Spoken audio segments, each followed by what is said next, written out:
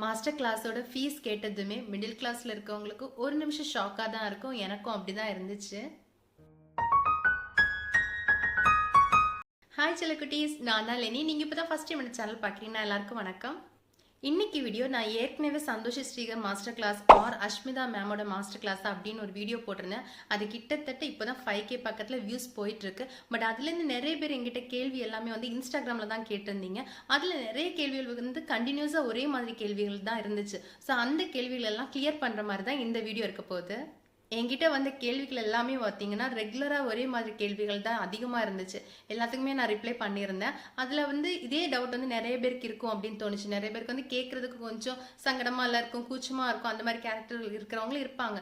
So அவங்களுக்கெல்லாம் இந்த video வந்து கொஞ்சம் தெளிவாக இருக்கும். ஸோ அதுக்காக அந்த கொஸ்டின்ஸ் எல்லாம் கொஞ்சம் நோட் பண்ணி வச்சுருந்தேன். முதல் கேள்வி எப்போவுமே எல்லாருமே கேட்குற பொதுவான கேள்வி என்ன அப்படின்னு பார்த்தீங்கன்னா ஃபீஸ் ஸ்ட்ரக்சர் தான் கேட்டிருந்தீங்க. செகண்ட் பார்த்தீங்கன்னா காம்ப்ளிமெண்ட் கொடுக்குறதா போஸ்ட் போடுறாங்களா, அதெல்லாம் கொடுப்பாங்களா அப்படின்னு கேட்டிருந்தாங்க. தேர்ட் பார்த்தீங்கன்னா கற்றுக்கிட்டதுக்கு பிறகு மாஸ்டர் கிளாஸ் கற்றுக்கிட்டதுக்கு பிறகு அது ஒர்த்துன்னு அப்படின்னு நினைக்கிறீங்களா அப்படின்னு கேட்டாங்க. ப்ராடக்ட் ப்ரைஸ், அதாவது எல்லாம் முடிச்சதுக்கப்புறம் கோர்ஸ் முடிச்சதுக்கு பிறகு ப்ராடக்ட் ப்ரைஸ் எவ்வளோ ஆச்சு நீங்கள் வாங்குறதுக்கு, அந்த மாதிரி கேட்டிருந்தாங்க. அண்ட் முக்கியமாக வந்து சந்தோஷ் மேம் எந்த மாதிரி அவங்க வந்து ஸ்டூடெண்ட்ஸ்க்கு சொல்லிக் கொடுக்குறது புரியுமா, இல்லை அவங்க வந்து ரொம்ப ஃப்ரெண்ட்லியாக இருப்பாங்களா, அந்த மாதிரி கேட்டிருந்தாங்க. அண்ட் இதில் ஒரு ஃப்யூச்சர் இருக்கா, அதாவது கற்றுக்கிட்டு முடிச்சதுக்கு பிறகு இந்த ஃபீல்டில் வந்து நமக்கு ஃப்யூச்சர் இருக்குன்னு நினைக்கிறீங்களா அப்படின்னு கேட்டிருந்தாங்க.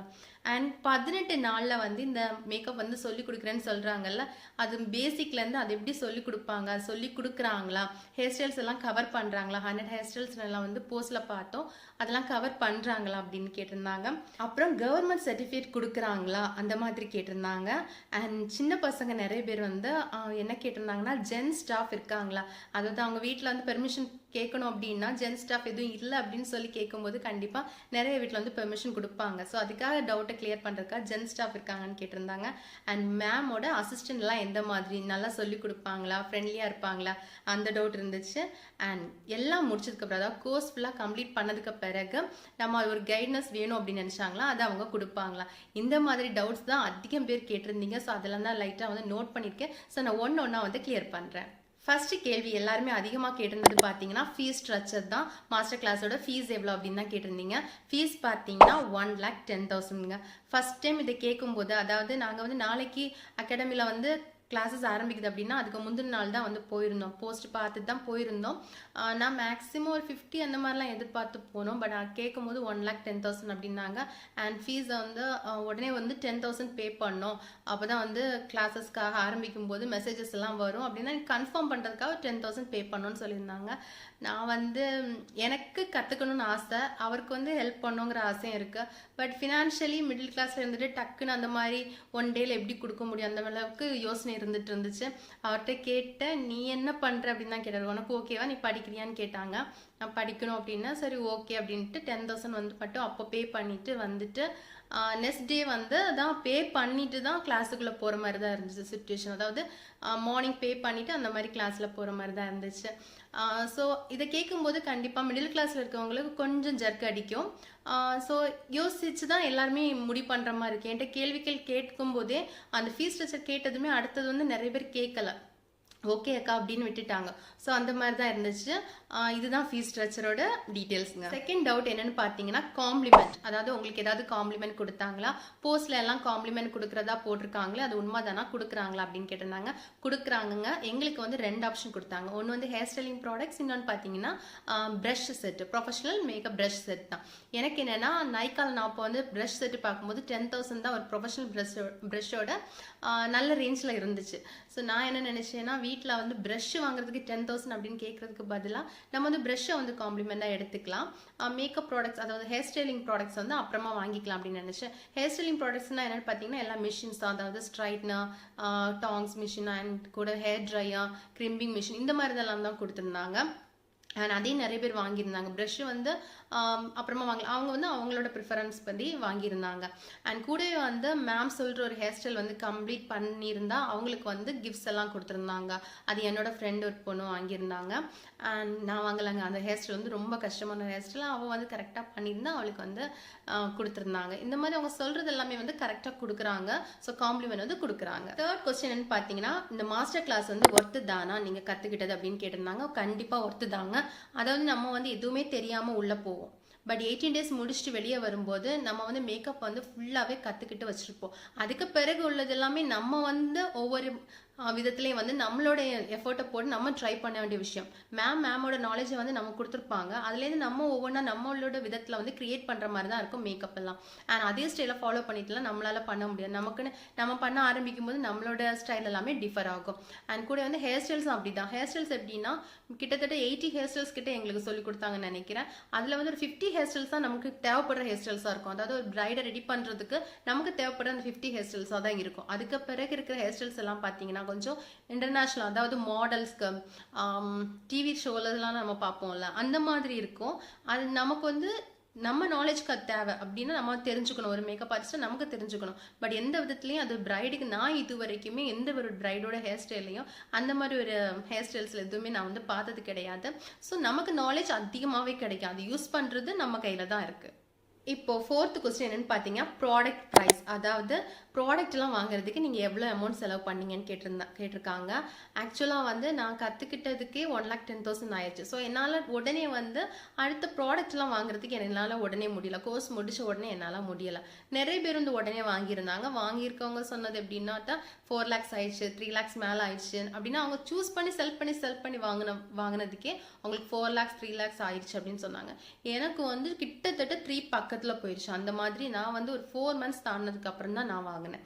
எனக்கு வந்து 2,50,000 சம்திங் அந்த மாதிரி 3 கிட்ட வந்துருச்சு. நான் வந்து மாலில் போய் தான் வாங்கினேன். விஆர் மால் இருக்குல்ல, அந்த மால் போய் தான் வாங்கினேன். அண்ட் கூடவே வந்து நிறைய ப்ராடக்ட் வந்து ஓகே ஃபர்ஸ்ட் பிரைடை வந்து நம்ம ஸ்டார்ட் பண்ணோம். பிரைடல் ஒர்க்கு ஸ்டார்ட் பண்ணதுக்கப்புறம் ஒவ்வொரு ப்ராடக்டாக வந்து நமக்கு எது இல்லையோ அதை வாங்கலாம் அப்படிங்கிறதுக்காக ஃபர்ஸ்ட் வந்து பேசிக்காக ஒரு பிரைடை ரெடி பண்ணுறதுக்கு எங்களுக்கு என்னெல்லாம் வேணும்னு மேம் சொன்னாங்களோ அது எல்லாமே நான் வந்து வாங்கிட்டேன். ஸோ என்னோட ஃபர்ஸ்ட் பிரைட் வந்ததுக்கு பிறகு தான் நான் வந்து ரிமைனிங் என்னெல்லாம் வேணும் அப்படிங்கிறத பார்த்து வாங்கிட்டு இருக்கேன்.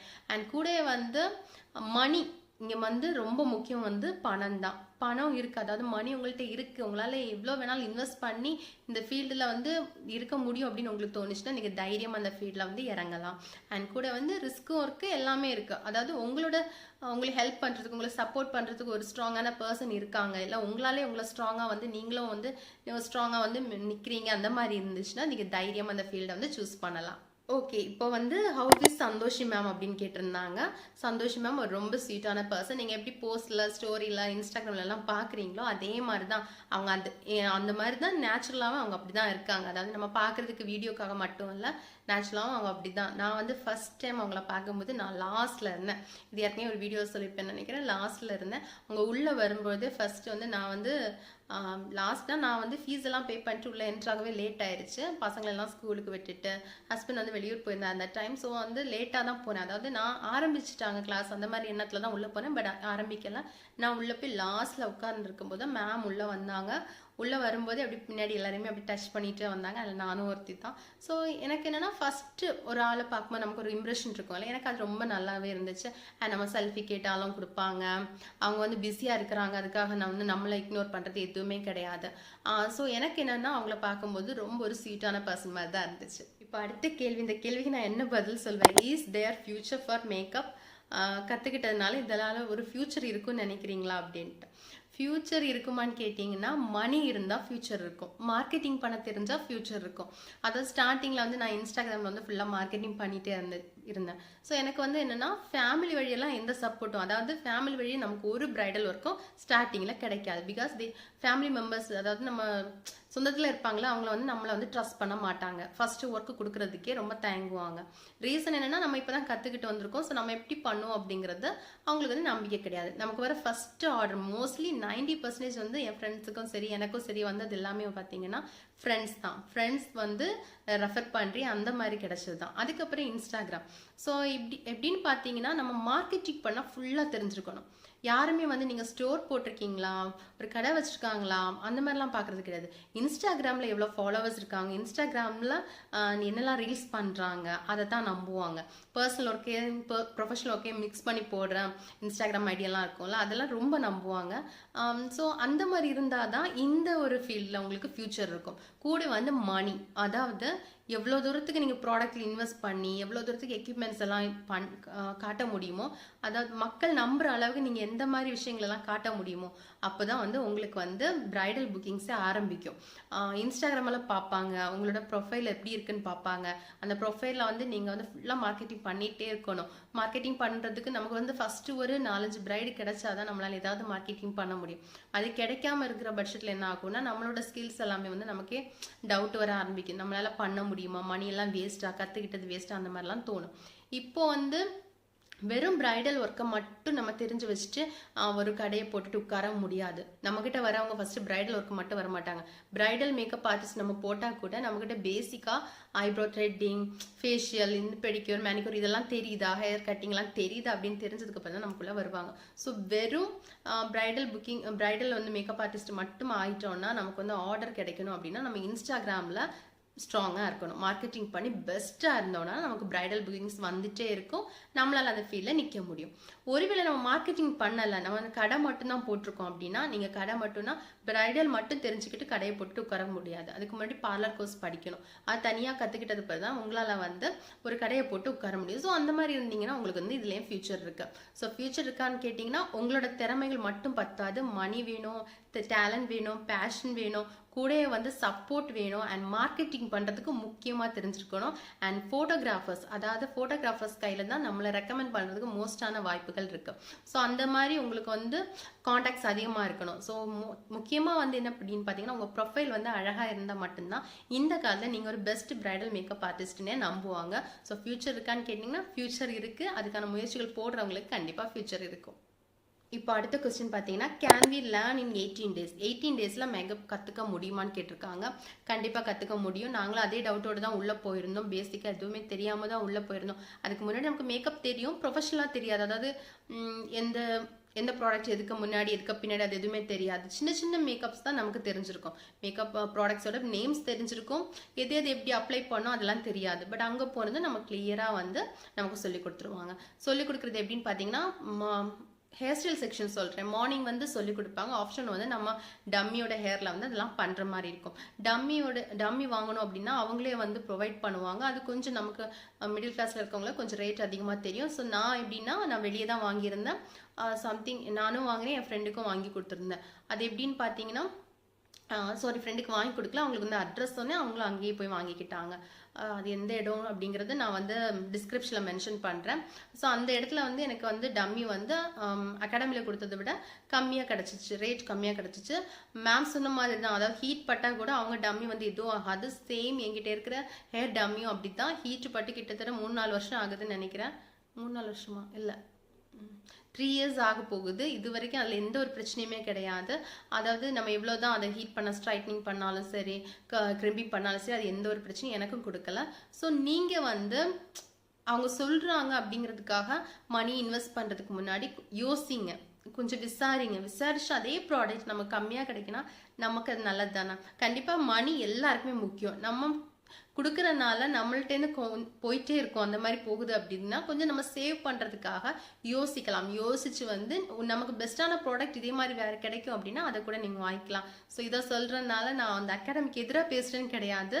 நமக்கு நம்ம மணி முக்கியம். அதாவது ₹1 நம்ம கஷ்டப்படுற காசு. ஸோ இழக்கிறதுக்கு முன்னாடி அதுக்கு ஈக்குவலான ஒன்று இருக்கும் அப்படின்னா அது நமக்கு ஒரு கெயினான விஷயம் தானே. ஸோ அதை யோசிச்சு எல்லாருமே வந்து மணியை போடுறதுக்கு முன்னாடி யோசிங்க. ஏன்னா நான் வந்து நிறைய இடத்துல அந்த தப்பு பண்ணியிருக்கேன். ஸோ நீங்களாம் அந்த தப்பை பண்ணிடாதீங்க. யோசிச்சு மணியை வந்து செலவு பண்ணுங்க. இப்போ கவர்மெண்ட் சர்டிஃபிகேட் கொடுக்குறாங்களா அப்படின்னு கேட்டிருந்தாங்க. கண்டிப்பாக கிடையாது. மாஸ்டர் கிளாஸ் கம்ப்ளீட் பண்ண சர்டிஃபிகேட்டும் அப்புறமா வந்து மெஹந்தி கிளாஸ் கம்ப்ளீட் பண்ண சர்டிஃபிகேட்னு மொத்தம் 3 சர்டிஃபிகேட்டோ 2 சர்டிஃபிகேட் இருக்கும்னு நினைக்கிறேன்.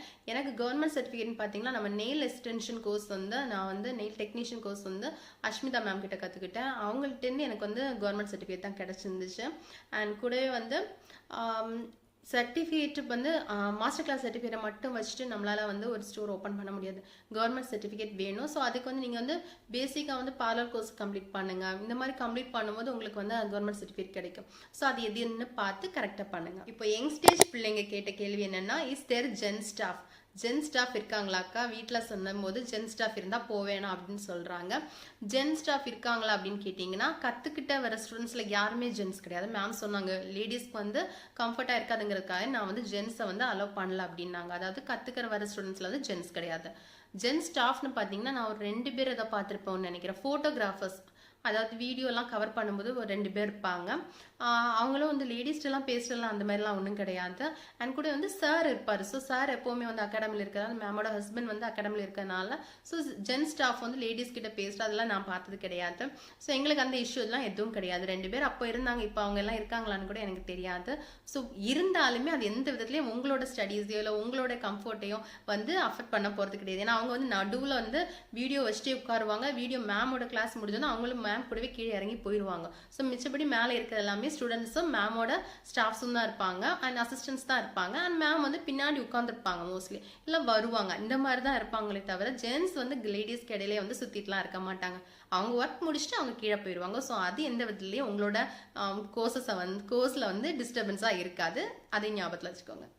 இப்போ லாஸ்ட்டாக கேட்ட கேள்வி என்னன்னு பார்த்தீங்கன்னா, will she guide after completing course, அதாவது கற்றுக்கிட்டு முடிச்சதுக்கு பிறகு ஒரு கைட்னஸ் அவங்கள்ட்ட இருக்குமா அப்படின்னு கேட்டிருந்தாங்க.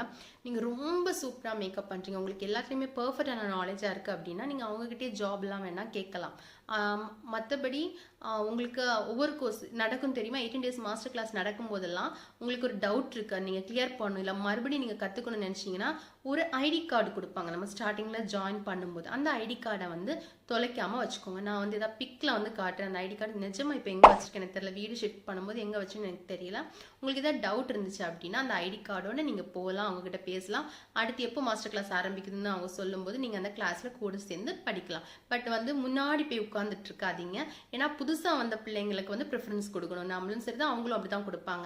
ஏன்னா நாங்கள் கற்றுக்க போகும்போது ஃபர்ஸ்ட் 2 rows சம்திங் ஏற்கனவே படிச்சுட்டு வந்தவங்க இருந்தாங்கன்னு நினைக்கிறேன். அவங்ககிட்ட மேம் சொன்னது என்ன அப்படின்னா, நீங்கள் வந்து கொஞ்சம் பின்னாடி இருங்க. ஏன்னா வந்து புதுசாக வந்தவங்களுக்கு ப்ரிஃபரன்ஸ் கொடுக்கணும். இல்லைன்னா அவங்க என்ன நினைப்பாங்கன்னா பழைய பிள்ளைங்களே பார்க்குறாங்க, நம்மளை கவனிக்கலே அப்படின்னு தோணக்கூடாதுல. உங்களுக்கு ஏற்கனவே தெரியும், நீங்கள் வந்து உங்கள் டவுட்டை கிளியர் பண்ண வந்திருக்கீங்க. ஸோ வந்து பின்னாடி கொஞ்சம் உட்காந்துக்கிட்டிங்கன்னா அவங்களுக்கு கொஞ்சம் நான் வந்து மேமும் வந்து இன்ட்ராக்ட் பண்ணுறதுக்கு ஈஸியாக இருக்கும் அப்படின்னு சொல்லியிருந்தாங்க. ஸோ கண்டிப்பாக உங்களுக்கு என்ன கைடன்ஸ் வேணும்னாலும் நீங்கள் அவங்கள காண்டாக்ட் பண்ணலாம். நீங்கள் போகலாம், ப்ளஸ் ஸ்டோருக்கு போகலாம். உங்களுக்கு மேக்கப் ப்ராடக்ட்ஸ் வாங்கணும் அங்கே கூட வாங்கிக்கலாம். ஸோ அங்கே வந்து நிறைய டிஸ்கவுண்ட்லாம் போயிட்டுருக்கோன்னு நினைக்கிறேன். நானும் வந்து சின்ன சின்ன விஷயம் வாங்குறதுக்காக போயிருக்கேன். 1-2 times அந்த மாதிரி தான் போயிருக்கேன். மற்றபடி நமக்கு எல்லாமே நைக்கா தான். ஸோ நீங்கள் வந்து உங்களுக்கு எந்த விதத்துலேயும் அந்த அகாடமியில் உங்களுக்கு எந்த ஒரு பிரச்சனையும் வராது. எங்களுக்கு வரல, ஸோ அதே மாதிரி யாருக்குமே வராது. நான் ஏதாவது பிரச்சனை தான் நான் வந்து இப்போ இன்ஸ்டாகிராம் அதிலெல்லாம் இருக்கோமே, எங்கேயுமே மேமோட பேர் வந்து அடிப்பட்டதை நான் பார்த்ததே கிடையாது. அண்ட் கூட வந்து மேம் கிட்டேருந்து ரொம்ப பிடிச்ச விஷயம் என்னென்னு பார்த்தீங்கன்னா, ப்ரொஃபஷனல் பர்சனல் ஒர்க்கை வந்து மிக்ஸ் பண்ணாமல் வச்சுருக்கிறது.